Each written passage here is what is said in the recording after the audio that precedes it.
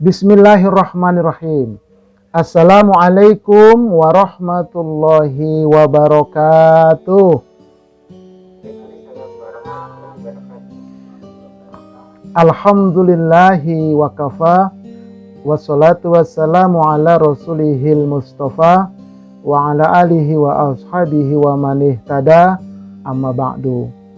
Pertama dan paling utama, tiada kata yang pantas untuk senantiasa kita ungkapkan kecuali puji dan syukur alhamdulillah kehadirat Allah Subhanahu wa taala. Kita berdoa semoga kita, keluarga kita seluruhnya dijadikan Allah menjadi hamba-hamba Allah yang pandai bersyukur. Amin. Allahumma amin. Salawat beruntaikan salam semoga senantiasa Allah sampaikan keharibaan putra Abdullah, buah hati Aminah kekasih Allah, Nabi kita Muhammad sallallahu alaihi wasallam.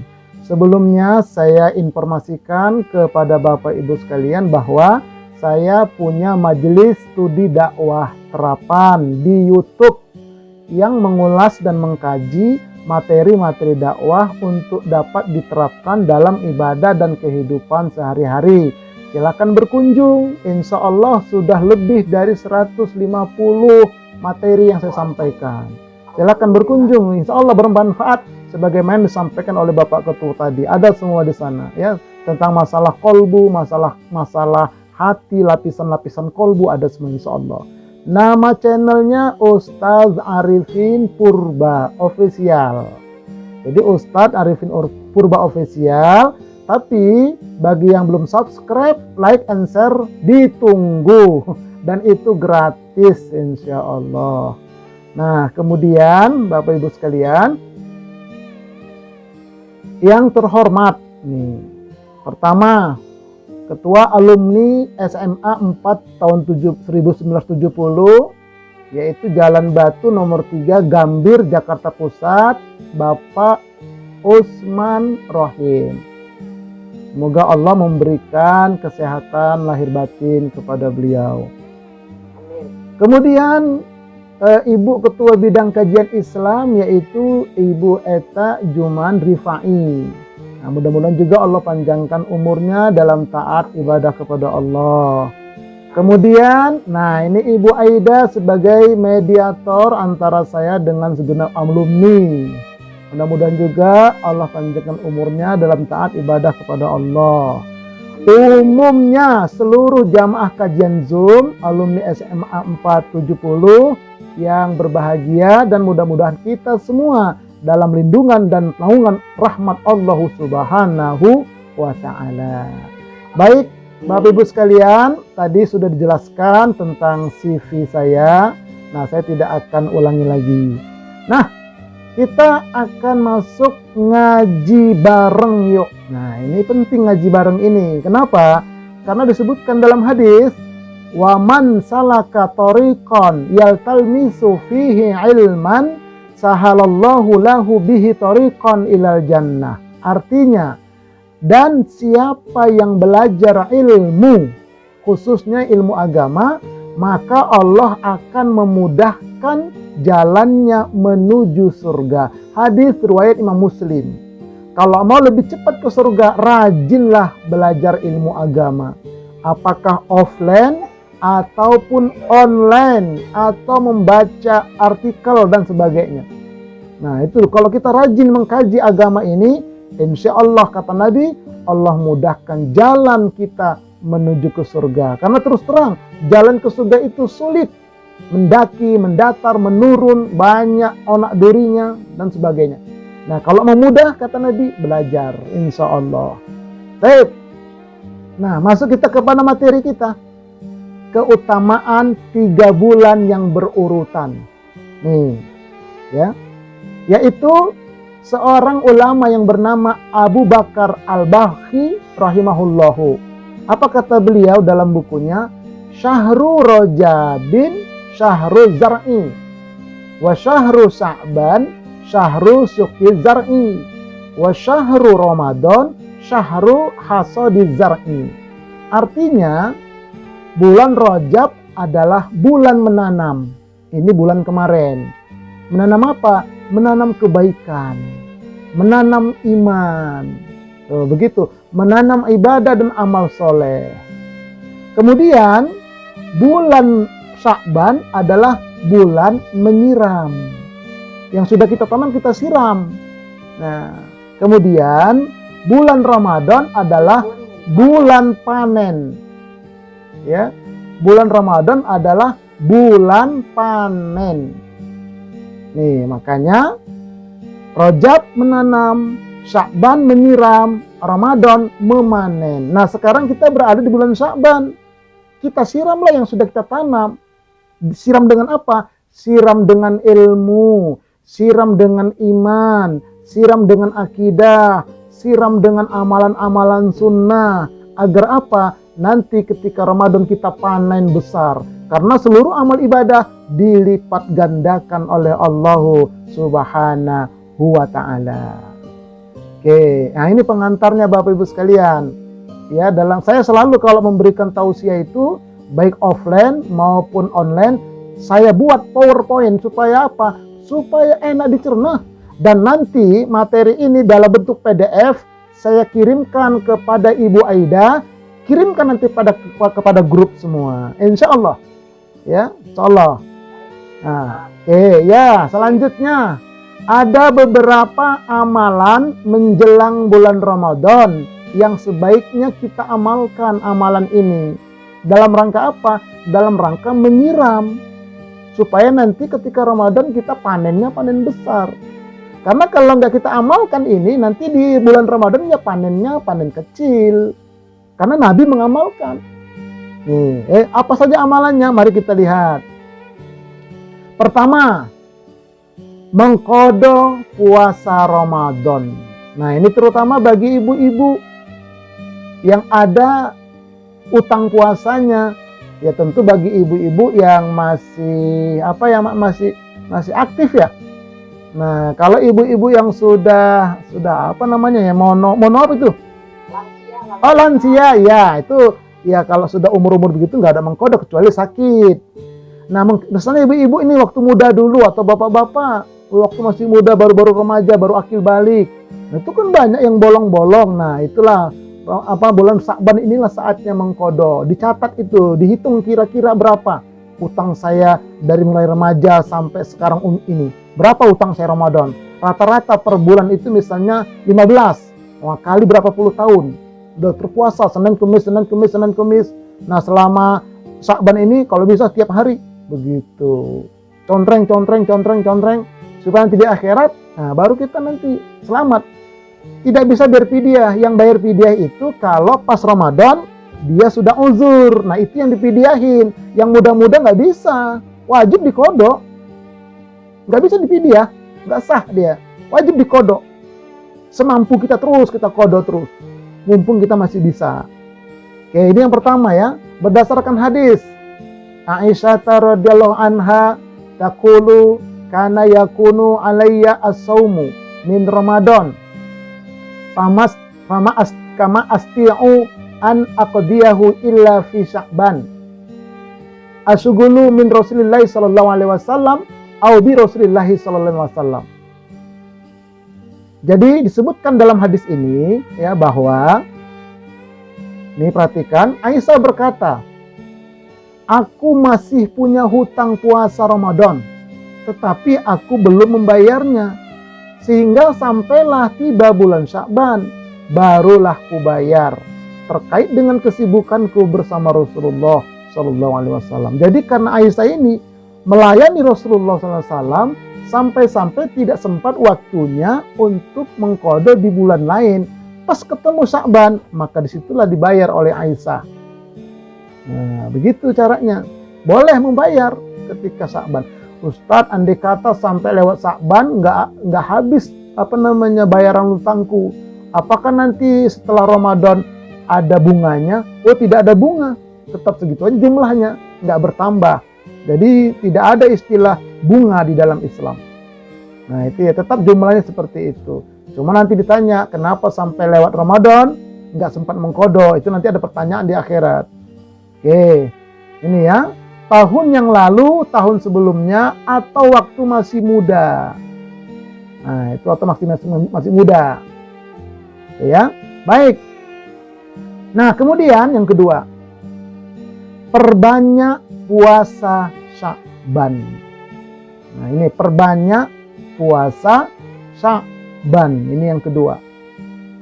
Ya, disebutkan dalam hadis Aisyah tatakul kama ahabba syuhuri ila Rasulillahi sallallahu alaihi wasallam ayyasumahu Sya'ban bal kana yasiluhu bi Ramadan. Kana ahabbar syuhur. Jadi Aisyah berkata, bulan yang paling disukai Rasulullah sallallahu alaihi wasallam untuk berpuasa adalah bulan Sya'ban, maksudnya puasa sunnah.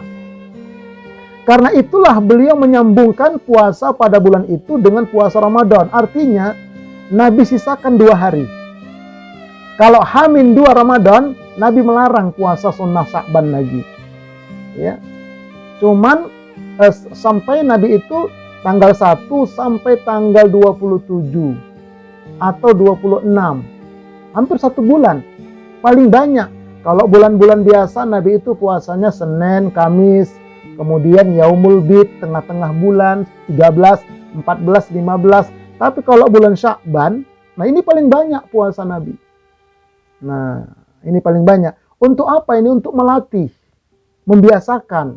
Karena kalau ada orang Sya'ban nggak pernah puasa, tiba-tiba masuk Ramadan puasa, sehari, 2 hari, 3 hari tumbang dia sakit. Kenapa? Nggak latihan, tidak pemanasan di bulan Sya'ban. Tapi kalau dia puasa, sudah berlatih sahur, sudah berlatih puasa, berlatih buka puasa, dan nanti begitu Ramadan enak dia sudah. Itu yang dilakukan Nabi, dan itu yang dilakukan Aisyah, mengkodok puasa Ramadan yang lewat-lewat. Nah, ini yang dilupakan oleh manusia. Nah, ini makanya penting kita lakukan, perbanyak puasa sunnah Sya'ban. Ustadz, boleh nggak niatnya double? Sengaja aku puasa Sya'ban, sengaja aku puasa mengkodok Ramadan, sekaligus puasa Senin atau Kamis, sekaligus puasa tengah-tengah bulan. 4 niatnya. Nggak boleh. Kenapa? Karena kata Nabi, innamal a'malu binniyat. Sesungguhnya masing-masing amal punya niat sendiri-sendiri. Nah, jadi kalau kita mengkodok lebih utama. Kenapa itu? Wajib. Nah, kalau kita mengkodoknya di bulan Sya'ban, Allah Maha Kaya. Nanti Allah kasih pahala mengkodok dan pahala Sya'ban.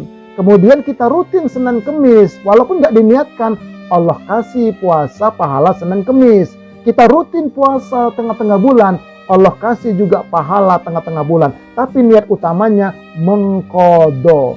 Ustadz, kalau saya nggak ada mengkodok, maka niat utama apa? Puasa Sya'ban. Maka yang 3 tadi dapat. Tapi kalau selama ini dia jarang Senin Kemis, jarang tengah-tengah bulan, maka dia hanya dapat puasa mengkodok saja atau puasa Sya'ban saja. Ya beda dong dengan orang yang istiqomah, dengan orang yang tumben-tumben. Nah, tapi tetap satu niatnya. Begitu syariat yang saya pahami dan saya yakini. Walaupun ada sebagian ustadz mengatakan boleh digabung, apalagi kalau sejenis. Walau alam, saya tidak sepaham dengan yang seperti itu. Karena kata Nabi itu masing-masing amal punya niat sendiri-sendiri. Misalnya begini, saya punya hutang kepada Bapak Ketua, misalnya 100.000. Kemudian Bapak Ketua mengundang saya untuk acara resepsi pernikahan putra atau putrinya. Saya datang kondangan, saya masukkan uang 100.000 ke amplop, berikut sepucuk surat. Pak Ketua, ini 100.000, pertama untuk bayar hutang, yang kedua untuk kondangan. Terlalu Ustadz Purba, masa kondangan sekaligus bayar hutang? Nah, nggak boleh. Kondangan ya bayar hutang. Begitulah kira-kira analoginya. Oke. Nah, kemudian kenapa Nabi itu mengamalkan puasa Sya'ban ini hampir penuh? Karena amalan manusia diangkat pada bulan Sya'ban. Amalan tahunan, laporan tahunan. Ini wa huwa syahru turfa'u fihi al-a'malu ila rabbil alamin fa uhibbu ayyurfa'a amali wa ana shaimun. Artinya, dan pada bulan Sya'ban itu amal perbuatan diangkat kepada Rabb semesta alam, maka aku suka amalku diangkat ketika aku sedang berpuasa. Masya Allah, nih makanya ini ya dari tanggal 1 kemarin, ini sekarang hari Sabtu tanggal 3, hari Jumat kemarin tanggal 2, hari Kamis tanggal 1, atau ada juga katanya hari Rabu yang tanggal 1. Nah kalau saya pakai hari ini tanggal 3-nya, Kamis 1, Jumat 2, Sabtu 3. Saya pakai yang hari tanggal 3-nya hari ini. Terserah, yang penting masih bulan Sya'ban. Nah itu, jadi kata Nabi ada laporan tahunan, ada laporan mingguan, setiap Senin Kemis diangkat amalan kita ba'da asar. Ada yang laporan harian setiap subuh dan asar.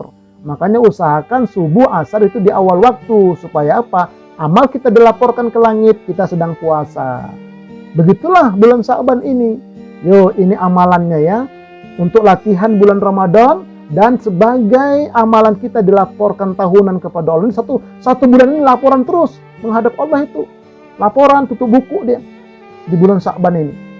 Nah itu makanya Nabi senang dia banyak puasa bulan Sya'ban, karena ketika ini dilaporkan amalan-amalan manusia. Oke, selanjutnya melakukan taubatan nasuha pada malam nisfu Sya'ban. Ya, disebutkan dalam hadis.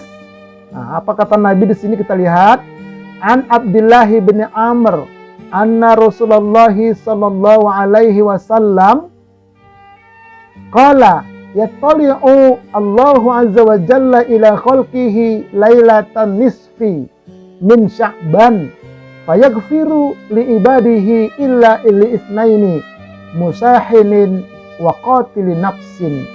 Ini saya bacakan redaksi hadisnya, mengambil berkah kepada Rasulullah Sallallahu Alaihi Wasallam. Quran kita baca, hadis kita baca, mengambil berkah. Oke, kita lihat artinya. Dari Abdullah bin Amr bahwa Rasulullah Sallallahu Alaihi Wasallam bersabda, Allah Ta'ala mengamati makhluknya pada malam pertengahan bulan Sya'ban. Lalu dia mengampuni dosa-dosa hambanya, kecuali 2 saja, yaitu orang yang bermusuhan, tidak bermaafan dia, dan orang yang membunuh seseorang. Sebelum dia minta maaf sama orang lain, nggak diampunkan dosa-dosa yang lain. Sebelum dia minta maaf kepada keluarga yang dibunuh, tidak akan diampunkan oleh Allah. Makanya besar sekali dosa bermusuhan. Gara-gara anak kita, anak tetangga berantem. Anak-anak berantem 5 menit, 10 menit udah akur. Orang tuanya berantem sampai 3 lebaran nggak akur, kayak Bang Toyib. 3 lebaran nggak pulang-pulang dia. Nah itu ketika malam nisfu Sya'ban nggak diampunkan dosanya kalau dia belum baikan.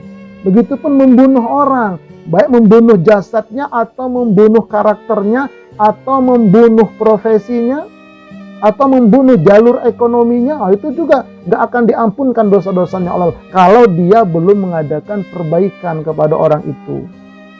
Nah ini malam nisfu Sya'ban.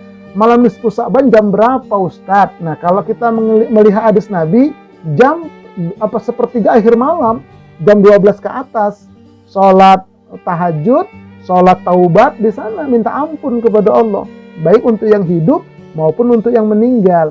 Ustadz, tapi ada orang mengamalkan habis sholat isya, baca Yasin 3 balik, kemudian bawa air. Nah tentang amalan seperti itu, wallahu a'lam, saya belum menemukan dalil yang kuat, baik dari hadis maupun dari ulama yang 4, imam yang 4. Saya belum ketemu itu. Nah itu adanya ulama-ulama belakangan. Wallahu a'lam bishawab. Dalam Imam Syafi'i yang asli tidak ada. Kemudian Imam Malik, Imam Hambal, Imam Abu Hanifah tidak ada. Apalagi kepada sahabat, apalagi dalam hadis, amalan yang seperti tadi. Tapi kalau tengah malam itu Nabi melakukan. Nabi itu bahkan ke kuburan Nabi ziarah. Begitu pulang Aisyah nanya, dari mana ya Rasul? Ini malam kan malam nginap di rumah saya. Kok engkau keluar? Apakah engkau ke istrimu yang lain? Tidak, wahai Aisyah, aku ke kuburan berziarah. Kenapa? Ini malam nisfu Sya'ban. Siapa yang berdoa, mintakan ampun kepada yang meninggal, maka diampunkan dosa-dosanya. Nah jadi tengah malam itu kalau kita mau minta ampun, maka diampunkan dosa-dosa kita. Bertaubat kita kepada Allah Subhanahu wa Ta'ala. Tentang taubatan nasuha sudah ada di video saya sebelumnya. Silakan nanti dibuka lagi. Ustaz Arifin Purba Official Taubatan Nasuha. Ada insya Allah. Oke. Kemudian yang ketiga, doa menyambut datangnya Ramadan. Nah, jadi kita harus punya doa, harus kita berdoa. Supaya apa? Supaya ada kontak batin antara kita dengan Ramadan. Karena banyak orang cuek-cuek aja. Begitu Ramadan, ya sudah Ramadan rupanya. Besok Ramadan yuk kita makan di mana yuk? Puas-puasin karena besok kita nggak boleh makan. Jadi kayak dendam sama Ramadan. Nah, nggak boleh begitu. Kan banyak sekarang orang mau puasa ini, makan-makan di mana kita enaknya. Kalau niatnya karena dendam bahaya. Tapi kalau niatnya untuk ukhuwah, ada tausiahnya, itu boleh lah. Ya, tapi kalau semata-mata untuk makan, nanti kalau Ramadan nggak bisa makan lagi bebas, jadi seolah-olah Ramadan itu jadi beban. Jangan seperti itu. Na'udzubillah min dzalik. Nah, bagaimana doanya? Ini doanya. Ini hadis Nabi. Allahumma barik lana fi Rajabin wa Sya'ban wa barik lana fi Ramadan. Nggak usah dicatat Bapak Ibu, lihat aja, nonton aja sekarang ini. Nanti ada PDF-nya seperti ini, PDF saya kasih. Tenang aja. Artinya apa? Ya Allah, berkahilah kami di bulan Rajab dan di bulan Sya'ban, dan berkahilah kami di bulan Ramadan. Tuh 3 bulan tadi tuh. Rajab kita minta berkah, Sya'ban kita minta diberkahi, Ramadan pun kita minta diberkahi. Apa itu berkah? Berkah itu semakin tambah nikmat, semakin dekat kepada Allah. Jiwanya, pikirannya, amal ibadahnya. Itu namanya berkah. Berkah umurnya, berkah hartanya, berkah ilmunya, dan seterusnya. Semakin dekat dia kepada Allah. Makanya kita minta keberkahan. Bulan Rajab kita dekat kepada Allah. Bulan Sya'ban kita dekat kepada Allah. Bulan Ramadan kita minta lebih dekat lagi kepada Allah. Karena mulianya bulan Ramadan. Oke. Ini banyak-banyak berdoa kita dari sekarang. Jadi Allahumma barik lana, ya Allah berkahi kami. Ketika kita katakan kami, kalau dia sebagai seorang suami, niatkan istrinya dan anak-anaknya. Kalau dia sebagai istri, niatkan juga suami dan anak-anaknya. Kalau dia sebagai anak, niatkan kedua orang tuanya satu keluarga itu. Dapat semua. Makanya kalimatnya lana, kami. Bukan li, aku bukan, tapi lana, kami. Nah, begitulah Nabi kasih redaksinya. Nabi juga doa seperti ini. Hadis riwayat Imam Ahmad. Oke, yang keempat sekarang. Muslim harus bergembira menyambut Ramadan. Nah ini, karena ada di luar sana yang kalau datang Ramadan mereka itu tidak gembira. Bahkan banyak yang ngeluh. Ya Ramadan lagi. Ntar kebutuhan keluarga bisa 3 kali lipat ini. Kenapa Bu? Saya bilang, bayangkan aja Ustadz bikin kolak aja 4 macam. Yang bulat, yang peyang, yang gepeng, yang lonjong. Itu baru kolak tuh Ustadz. Belum lagi nanti menunya yang lain-lain lagi. Waduh. Jadi bingung saya Ramadan ini Ustadz. Nah begitu, nggak boleh. Jadi menunya itu satu hari ya 2 menu lah setidak-tidaknya. Jangan terlalu banyak. Nanti mubazir. Kebanyakan begitu ditumpuk semua di meja. Beli apa aja dia. Begitu beduk azan maghrib, cuman kena air putih sama kurma. Udah hilang itu semua. Akhirnya dibuang ke bak sampah. Mubazir. Kan mubazir perbuatan setan. Kalau gitu setan sedang puasa. Nah itu nggak benar. Makanya robah sekarang. Gembira kita menyambut Ramadan. Kenapa gembiranya itu? Nah, banyak keutamaan di sana. Di antaranya ini hadis. Qad ja'akum Ramadan syahrul mubarak. Iftaradallahu alaikum siyamahu tuftahu fihi abwabul jannah wa yughlaqu fihi abwabul jahim wa tughallu fihi syayatin fihi lailatun khairu min alfi syahrin min man hurima khairuha qad hurima. Artinya, sesungguhnya telah datang kepada kamu Ramadan, bulan yang penuh berkah. Allah mewajibkan kamu untuk berpuasa padanya. Pada bulan itu dibukakan pintu-pintu surga, ditutupkan pintu neraka, terbelenggunya setan-setan. Padanya terdapat malam Al-Qadar yang lebih baik dari 1000 bulan. Barang siapa membiarkannya berlalu begitu saja, tidak sungguh-sungguh dia beramal ibadah, maka ia tidak akan pernah mendapatkannya selama-lamanya. Nah, kalau dia cuek-cuek baik, masa bodoh, yang penting ibadah, puasa, gitu aja dia, itu berarti nggak dapat dia. Tapi kalau dia semangat, dia gembira, dia sepenuh hati, dia jiwain. Kenapa? Ramadan bulan berkah. Nggak ada bulan yang berkah, hanya Ramadan yang bulan berkah. Yang lain bulan biasa. Tapi Ramadan syahrul mubarak. Makanya yang benar bukan bulan suci Ramadan, Tapi Ramadan bulan penuh berkah, itu yang betul. Bukan bulan suci, tapi bulan penuh berkah. Diwajibkan kita puasa Ramadan di situ. Ya, kemudian dibukakan pintu surga, artinya peluang masuk surga banyak sekali. Kunci-kuncinya banyak di situ. Baca Qur'annya kunci, puasanya kunci, salat qiyamul Ramadannya kunci, semua itu kunci surga. Dan dikuncilah pintu neraka. Kesempatan masuk neraka itu kecil kalau dia mengamalkan ibadah Ramadan. Kemudian setan-setan dibelenggu. Maksudnya apa? Setan orang yang puasa. Kalau dia betul-betul menjalankan ibadah Ramadan sepenuh jiwa, setan dia terkunci. Tapi kalau dia nggak puasa, nggak ibadah, setan dia merajalela. Jadi setan masing-masing di sini maksudnya. Masing-masing orang kan punya setan. Dan di bulan Ramadan itu ada satu malam namanya Lailatul Qadar. Malam yang lebih baik daripada 1000 bulan. Satu malam itu kita beramal ibadah, pahalanya setara dengan 1000 bulan, 83 tahun. Wah, itulah keutamaannya. Makanya siapa yang cuek-cuek aja, nggak dapat dia selamanya. Oleh karena itu kita harus gembira, kita harus bergirang menyambut datangnya Ramadan ini. Jangan mengeluh. Ya, Ramadan lagi dah. Mana nanti karyawan saya minta THR lagi. Nah, nggak boleh. Ya THR jangan dipikirkan, tapi diberikan. Kalau dipikirkan pusing, tapi kalau diberikan plong. Kenapa? Didoakan oleh mereka kita. Nah, begitu ya. Baik, yang kelima, mempertebal iman. Nah, ini kenapa iman ini dasarnya? Dasar ibadah semua itu iman, termasuk saum Ramadan, ibadah di bulan Ramadan.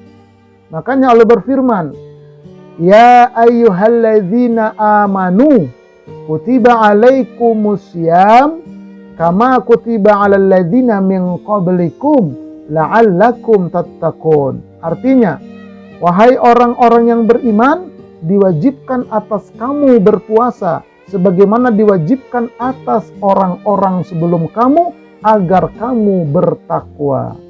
Nah, jadi ini orang-orang beriman, artinya iman dasar puasa itu.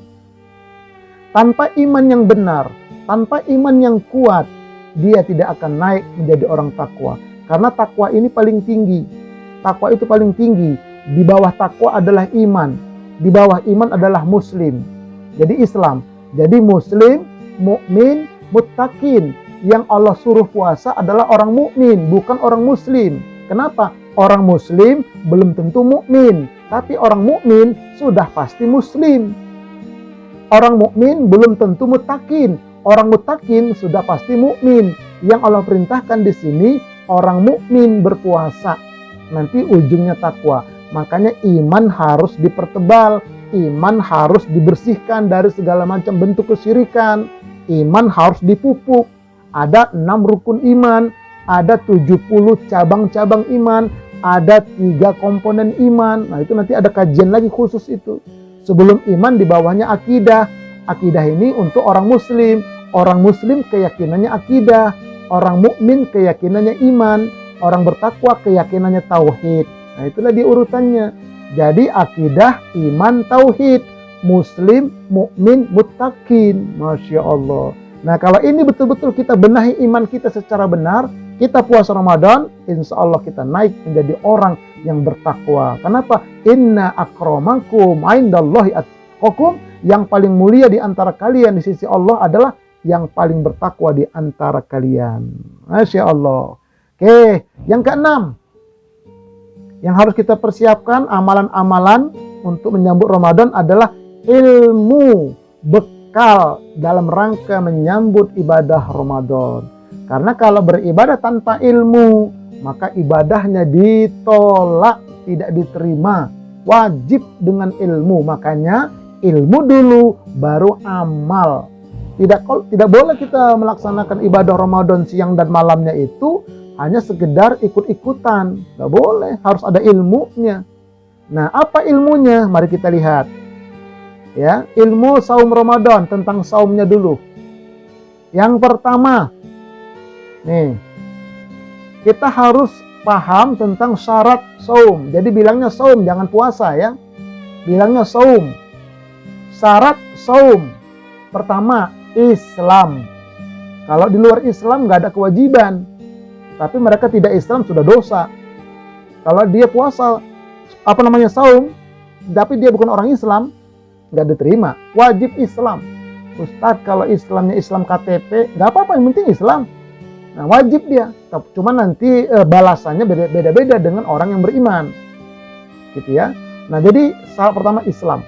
Yang kedua, balik. Balik ini sampai umur. Makanya Bapak Ibu kalau punya anak atau cucu, misalnya perempuan nih, tahun ini dia datang bulan nih, bilang, "Nak, kamu sekarang sudah balik, Nak, cucuku. Kamu sekarang sudah balik, cucuku. Kamu sudah wajib puasa." Begitu diingatkan. Anak laki-laki juga begitu, kelas berapa sekarang itu yang wajib itu? Kelas 6 udah ada yang akil balik. Udah mimpi dia. Udah tumbuh bulu di sekitarnya. Nah, itu kita harus sebagai orang tua, kakek nenek harus jeli itu. Bilang sama anak kita, kamu nak, itu perhatikan anak kamu itu. Itu kayaknya udah balik loh tahun ini. Nah, itu harus tekankan, itu wajib puasa. Jangan lagi karena hadiah, begitu. Itu balik namanya. Nah, kemudian 3, berakal. Berakal ini artinya bisa berpikir normal. Ya, bukan orang itu di luar akal, maksudnya ada kekurangan, bukan. Tapi dia sehat akal berpikirnya. Orang betul-betul berakal, sehat. Ya, pikirannya sehat akalnya. Bukan orang gila, bukan orang kekurangan, bukan. Nah, itu. Nah, kemudian sehat jasmaninya. Ini syaratnya. Kalau dia punya penyakit mah kronis, nggak bisa puasa ini saya Ustadz. Kenapa? Per 3 jam saya harus makan. Nah, itu boleh nggak puasa? Itu bayar fidyah. Nanti bayar fidyah dia selama dia sakit itu. Oke, itu sehat. Kemudian mampu. Nah, mampu ini juga dia sehat sih, tapi udah nggak mampu. Kenapa? Udah sepuh. Udah sepuh sekali dia. Atau begini, ada orang kerja kuli bangunan atau kerja ngangkat barang di pelabuhan misalnya, Tanjung Priuk. Kan berat itu, ngangkat tiap hari. Nggak mampu saya Ustadz. Udah kode di hari lain, saya bilang. Orang tiap hari kerjaan saya begitu Ustadz, bagaimana? Ya sudah kalau gitu bayar fidyah. Boro-boro bayar fidyah Ustadz, untuk makan aja pas-pasan. Ya udahlah kalau gitu minta ampun aja sama Allah. Nah, begitu Islam itu. Yang penting dia sudah usaha dulu, sudah dia coba dulu, mampu nggak dia. Sama juga seperti supir ALS antar lintas Sumatera itu. Itu supir kan tiap hari itu. Tapi kalau dia pas libur, boleh dikodok. Tapi selama perjalanan itu dia boleh nggak berpuasa. Karena musafir. Dan berat kerja dia. Nah, kemudian tidak sedang musafir. Nah, ini. Kalau dia musafir, boleh nggak berpuasa? Boleh, tapi nanti dikodok. Kalau puasa juga bagaimana Ustadz? Boleh juga kalau dia sanggup. Nah, kemudian tidak sedang haid, tidak sedang nifas, melahirkan. 40 hari masa wiladah. Nah, ini syarat-syaratnya ini. Kalau syarat-syarat ini ya bisa dia penuhi, maka wajiblah dia Islam. Tapi Ustadz, tetangga saya kok ada ya laki-laki Ustadz Islam, balik dia udah jenggotan lagi, berakal, sehat Ustadz, pinter lagi ngitung angka-angka togel, sehat, tegap orangnya Ustadz, mampu kok orangnya tegap, tidak musafir, orang kampung situ, nggak haid, dia laki-laki kok nggak puasa Ustadz, tapi sudah dia lengkap itu semua. Nah, berarti ada yang berikutnya, apa itu? Mungkin dia belum muncul imannya masih tertutup dengan setan yang ada dalam dirinya. Makanya perlu dibangkitkan imannya. Karena puasa ini dasarnya iman, dorongan iman. Tanpa dorongan iman nggak bakal puasa. Walaupun dia Islam. Nah, begitu ya. Jadi iman itu dorongannya. Maka itu harus dibangkitkan dia. Yang kedua, rukun saum. Yang pertama, niat. Yang kedua, menahan diri. Jadi niat ini tiap malam. Tidak boleh niat itu sengaja aku saum Ramadan 1 bulan penuh. Nggak boleh. Niat itu tiap malam. Apalagi dia niat sengaja aku saum Ramadan selama 10 tahun ke depan. Ya makin nggak boleh. Tiap malam niat. Ustadz, kalau saya lupa, insya Allah kalau habis buka puasa langsung niat, nggak bakal lupa. Kan boleh habis buka puasa langsung niat. Mau sholat isya langsung niat. Boleh berkali-kali niat, berlapis-lapis. Sampai habis taraweh niat. Sampai pas makan sahur. Jadi niat itu mulai maghrib sampai menjelang imsak. Sampai imsak boleh niat 1 malam itu. Berlapis-lapis boleh. Makanya nggak mungkin kita itu terlupa niat. Nggak mungkin. Jadi bukan pas sahur itu niat. Bukan. Mulai maghrib. Sampai menjelang imsak. Sampai imsak lah. Boleh niat. Nah, yang kedua rukunnya itu menahan diri. dari segala yang membatalkan puasa. Tuh, harus kita tahan diri kita. Jangan sampai batal. Nah, apa yang membatalkan puasa? Nih, kita lihat. Pembatal saum itu pertama, makan dan minum dan muntah dengan sengaja. Kalau nggak sengaja, nggak batal. Misalnya ada orang hari pertama lupa dia haus, dia minum. Begitu dia minum, kata cucunya, nenek nggak puasa. Astagfirullah, faktor nenek lupa, misalnya begitu. Nah, bagaimana itu Ustaz? Teruskan, itu rezekimu, kata Nabi. Tapi jangan begini, pas lagi minum, ada yang ngingetin, nenek puasa. Oh iya, tanggung terusin. Nah, itu batal. Jadi begitu ada yang inget, langsung lepas dia. Yang di mulut langsung muntah. Yang di dalam jangan. Yang udah lewat tenggorokan biarin, itu rezeki. Itu. Jadi kalau makan, minum dengan sengaja. Saya makan aja nggak apa-apa, itu batal itu. Itu besar dosanya itu, tanpa halangan. Muntah, ini muntah juga ini hati-hati. Misalnya begini muntah. Bu, Pak, jangan ke daerah situ, karena situ ada bangkai tikus, bau banget. Nanti Bapak muntah loh. Tenang aja, saya mah kuat. Dia jalan ke sana, dia cium bau, muntah, batal dia. Karena udah dilarang, nggak mau tahu. Itu muntah sengaja itu namanya. Atau dia selama ini kalau naik bis, muntah dia. Udah jangan ikut-ikutan lah ke Tanah Abang. Mau cari-cari ini dia pakaian. Nanti kamu muntah biasanya, nggak apa-apalah. Dia paksakan, muntah, batal dia. Kenapa sengaja? Kecuali kalau nggak sengaja, tiba-tiba nggak tahu ada bau menerpa dia, nggak sengaja dia nggak tahu, muntah, itu nggak batal, karena nggak sengaja. Memasukkan sesuatu pada rongga terbuka, nih, misalnya memasukkan ke dubur, ada namanya itu ektoskopi, apa namanya itu ilmu kedokteran ya, masukkan ke dalam, itu batal dia, ya alat dimasuk, ya apa namanya Bu? Supositoria. Pokoknya begitu, masukkan ke kuping, ke hidung, kemudian ke tenggorokan, ke dalam, dari belakang atau pintu depan, itu batal. Kenapa? Memasukkan sesuatu pada rongga terbuka. Tapi kalau suntik, nah itu sebagian ulama mengatakan nggak batal, karena suntik itu tidak masuk ke lubang yang terbuka, dia di kulit. Kan ada pori-pori, ya tapi nggak masuk hitungan. Begitu kata sebagian ulama. Oke ya, kemudian ketika lagi puasa datang haid, misalnya 5 menit lagi mau buka, dia datang bulan, ya tanggung, batalin aja udah, batalin, nggak boleh dibilang tanggung. Lalu bagaimana yang tadi? Tetap dapat pahala, nggak ada yang gratis di sisi Allah, cuma nanti wajib mengkodo. Mengkodonya cuma 5 menit Ustaz, enggak 1 hari mengkodonya tetap. Ya, tuh, nifas juga begitu. Nah, hilang akal ini kalau dia punya penyakit ayan. Tiba-tiba lagi puasa dia kumat, ayannya hilang akal, dia batal puasanya. Tapi kalau tidur Ustaz, tidur nggak batal. Bahkan ada satu hadis, tidurnya orang puasa itu ibadah. Tidurnya itu kalau memang dia letih sekali, dia tidur sebentar, 15-10 menit menjelang zuhur, itu boleh pahala. Tapi kan akalnya nggak berfungsi, itu bukan hilang akal namanya, istirahat akalnya. Nah, kemudian hubungan suami istri, ketemu antara si Entong sama si Ucok. Entong sama Ucok sama ya? Si Ucok sama si Butet, ketemu itu. Nah, itu batal puasanya. Ketemu, tapi kalau sekedar bercumbu, tik, nah itu pahalanya yang hilang. Makanya kalau lagi bulan puasa itu kayaknya agak marahan dikit gitu lah kira-kira. Jangan terlalu dekat-dekat, jangan terlalu nyerempet. Kenapa? Bahaya. Nah, kemudian onani, ini batal. Onani batal, baik laki perempuan. Mengeluarkan sperma, batal dia. Ya. Dan murtad, apalagi murtad. Nah, dari Islam dia, kemudian lagi puasa, dia murtad, batal jelas. Nah, inilah pembatal puasa. Kalau berenang bagaimana Ustaz? Berenang nggak apa-apa, asalkan jangan sambil berenang sambil minum air. Nah, itu yang batal, minum airnya itu. Ya, minum air itu. Kalau nelan ludah bagaimana Ustaz? Kalau masih di mulut boleh, tapi kalau ludah taruh di gelas diminum batal. Nggak boleh ya, ludah sendiri Bu, bukan ludah orang lain. Oke, itu yang ketiga. Kemudian kita masuk yang keempat nih. Sunnah di dalam saum.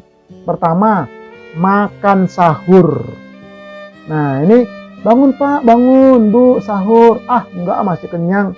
Nah, itu nggak boleh. Bangunlah, walaupun dengan seteguk air, kata Nabi. Jadi sahurnya pakai air putih. Itu sudah dihitung sahur. Jangan malas bangun sahur, makan sahur. Jadi bukan mesti pakai satu piring, pakai lauk pauk, nggak usah. Air putih pun jadi, kata Nabi. Itulah sahur kamu. Syukur-syukur kalau bisa kurma 1 atau 3. Itu sahurnya begitu, boleh. Nah, itu yang pertama, makan sahur sunnah. Hukumnya sunnah ya, bukan wajib. Kalau enggak makan sahur tetap sah puasanya, tapi sayang nggak dapat pahala sunnah dia. Yang kedua, mengakhirkan waktu makan sahur. Artinya 20 menit sebelum azan subuh. Kalau imsak itu masih boleh makan, masih boleh minum. Kan di negeri kita ini imsak itu 10 menit sebelum azan. Kalau di Arab, imsak itu azan subuh imsak. Itu yang betul hadisnya. Azan subuh itu imsak. Kalau 10 menit sebelum imsak namanya tambih. Persiapan, mau imsak, begitu. Nah, makanya di negeri kita ini sebetulnya bukan imsak, itu tambih, peringatan, hati-hati, siap-siap. Sudah mau masuk imsak, azan subuh. Jadi kalau imsak kita di sini masih boleh makan minum. Begitu azan, stop. Ustadz, azannya yang mana Ustadz? Kalau di kampung saya ada 10 masjid. Apa boleh nunggu yang paling terakhir? Nggak boleh. Mana yang pertama azan, itulah yang kita pakai. Nah, nanti ada orang sengaja azannya belakangan. Wah, aku ikut yang belakangan aja, jangan. Kalau di satu tempat. Tapi kalau dia di sini sama di Medan, beda jam dia, beda waktu. Orang sana ngikutin sana azannya begitu. Itu mengakhirkan makan sahur. Kemudian menyegerakan berbuka. Artinya apa? Begitu diketahui azan maghrib, segera. Jangan bilang, nanti ajalah. Aku nanti masih kuat kok, masih bisa lah aku bertahan 15 menit lagi. Kan udah azan, ya biarin aja. Nggak boleh, itu makruh. Udah jelas buka, udah azan, oke, buka. Segera. Tuh, kemudian yang berikutnya lagi, berbuka dengan ini, dengan kurma atau air putih. Ya, berbuka dengan kurma atau air putih. Nih, berbuka dengan kurma atau air putih. Jadi dengan kurma dulu dia, sunnahnya itu dengan kurma dulu. Ya, dengan kurma dulu sunnahnya. Kalau nggak ada kurma, baru air putih. Kurma makannya 1 butir, 3 butir. Nah, itu makan kurma dulu dia, baru air putih. Bukan dengan sirup. Ya, pakai sirup, pakai es. Tiap hari selama bulan Ramadan. Pas lebaran kencing manis dia. Nah, bahaya itu karena ketika kita puasa itu menurut ilmu kedokteran, gula darah kita itu sedang turun. Begitu dipancing dengan yang manis-manis seperti itu, naik dia mendadak. Bahaya. Nah, makanya kata Nabi, berbukalah dengan kurma. Kalau nggak ada kurma, air putih. Tuh, begitu caranya itu ya. Nah, air putih dia. Nggak ada kurma, air putih. Kalau ada kurma, kurma dulu baru air putih. Paling bagus itu rutop. Kurma mengkel. Itu paling bagus. Rutop, kurma mengkel. Nah, kemudian setelah itu berbuka dulu baru baca doa. Ini yang benar. Jadi baca bismillahirrahmanirrahim. Makan kurma 1 santai, kemudian minum air putih, baru baca doa. Allahumma laka sumtu wa ala rizqika aftartu. Begitu caranya. Ya, bukan baca doa dulu baru buka, salah. Berbuka dulu, dibatalkan dulu pakai bismillah. Udah dibatalkan pakai bismillah, minum dia baru baca doa. Nah, setelah itu boleh makan dulu baru salat maghrib, tergantung perut masing-masing. Kalau saya pribadi, habis saya buka pakai kurma, pakai air putih, baca doa tadi, saya tenang sebentar, saya makan dulu setengah porsi. Karena mau ceramah, mau tarawih. Nah, itu saya begitu. Nanti setelah pulang tarawih baru makan ronde kedua. Tapi ada orang, wah saya kalau makan nggak bisa Ustadz, saya cukup dengan kurma, air putih, nanti setelah itu baru saya nanti habis sholat maghrib baru saya makan kolak. Nanti baru sholat tarawih baru saya makan nasi. Ada yang begitu model perutnya, beda-beda masing-masing orang. Tapi yang jelas, makan dulu dia baru sholat maghrib, boleh. Tuh, bukan menunda namanya, dibolehkan. Nah, kemudian menjauhkan hal-hal yang dapat merusak saum. Dari kata-kata kita tahan kata-kata kita. Ya, misalnya cucu kita pulang sekolah, hujan-hujan, pakai sepatu ke rumah, yang satu ditaruh di atas meja, ruang tamu, yang satu ditaruh di atas kulkas. Wah, kan ngomel kita. Tapi kita bilang, ya Allah, saya sedang puasa. Oh, nanti ya kamu maghrib saya omeli. Nggak boleh juga. Nah, begitu caranya. Jadi kalau anak begitu bagaimana? Kok nenek nggak marah ya? Kan nenek lagi puasa. Nenek lagi diuji ya? Iya nek, iya cucuku. Begitu caranya. Jangan diomelin, nggak boleh. Kalaupun mau bilang baik-baik, cucu, ini jangan di sini naroknya. Tuh ada rak sepatu. Oh iya nek, aku nguji nenek kok nenek sedang puasa kan? Gitu kata dia. Bisa aja cucu katanya. Nah itu jadi menjauhkan hal-hal yang bisa merusak. Nanti pahalanya rusak, dia hilang kalau kita marah-marah. Apalagi bagi bapak-bapak ini, mata ini, apaan tuh? Nah itu hati-hati tuh melihat sesuatu. Ya itu nanti bisa merusak nilai puasa. Dan yang sebagainya lah. Pokoknya perbuatan-perbuatan yang terkait dengan emosional dan sebagainya, itu merusak nilai puasa. Wajib kita tinggalkan. Kemudian banyak sedekah. Nah ini bulan Ramadan ini. Itu juga nanti luar biasa, itu banyak sedekah. Ya, kemudian banyak baca Al-Quran. Nah kalau bisa ditargetkan setidak-tidaknya Ramadan ini saya khatam Quran 1 kali pun jadilah. Atau setidak-tidaknya sekarang kita punya bacaan. Wah nanti saya khatamkan Ramadan, boleh. Jadi rugi kita kalau seumur hidup nggak pernah khatam Quran. Karena Quran itu nanti menerangi kubur kita. Luasnya kapling kita di surga tergantung banyaknya hafalan Quran kita. Kalau kita cuma hafal 3 trikul, kulhu, al-falak, an-nas, tambah satu lagi forkul, kuliah, ya segitulah kafling kita di surga. Tergantung banyaknya hafalan. Tingginya nanti kamar-kamar kita di surga itu tergantung berapa kali kita hatam Quran seumur hidup. Nah begitu. Nah itu ya. Jadi makanya selama Ramadan baca Quran. Dari sekarang juga udah kita awalin dia. Nah kemudian lebih giat beribadah 10 akhir Ramadan. Ini kadang-kadang 10 akhir sibuk pulang kampung. Kalau enggak di mal-mal rame semua. Padahal itulah sebetulnya. Kalau Mekah Madinah itu 10 terakhir di situ rame. Kenapa? Menanti datangnya malam Al-Qadar lebih baik dari 1000 bulan. Nah, itu yang kurang gitu ya. Mencari malam Al-Qadar itu 10 hari terakhir. Itu yang orang kadang-kadang lupakan. Bagaimana mencarinya Ustadz? Ya dengan ibadah. Dengan salat qiyamul Ramadan, dengan baca Quran, dan seterusnya lah. Jadi dia turunnya itu Al-Qadar itu dimulai dari maghrib sampai hatta matla'il fajr, sampai terbit fajar subuh. Itu dia waktunya itu. Satu malaman itu dia turun itu. Luar biasa. Tapi kita nggak tahu di malam keberapa.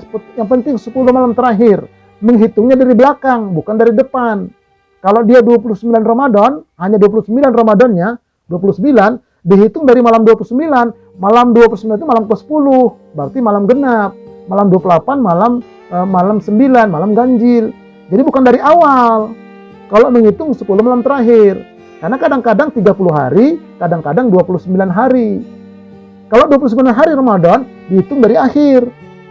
Gitu caranya. Nah, gitulah caranya Bapak Ibu sekalian. Nah, inilah ya kajian kita. Marhaban ya Ramadan. Selamat menjalankan ibadah puasa Ramadan. Yuk sama-sama kita berusaha dengan sungguh-sungguh agar Ramadan kita tahun ini lebih bermakna, lebih berkualitas. Wallahu a'lam bishawab. Semoga bermanfaat dan sampai jumpa pada tema yang lainnya. Kurang lebihnya mohon maaf. Assalamualaikum warahmatullahi wabarakatuh.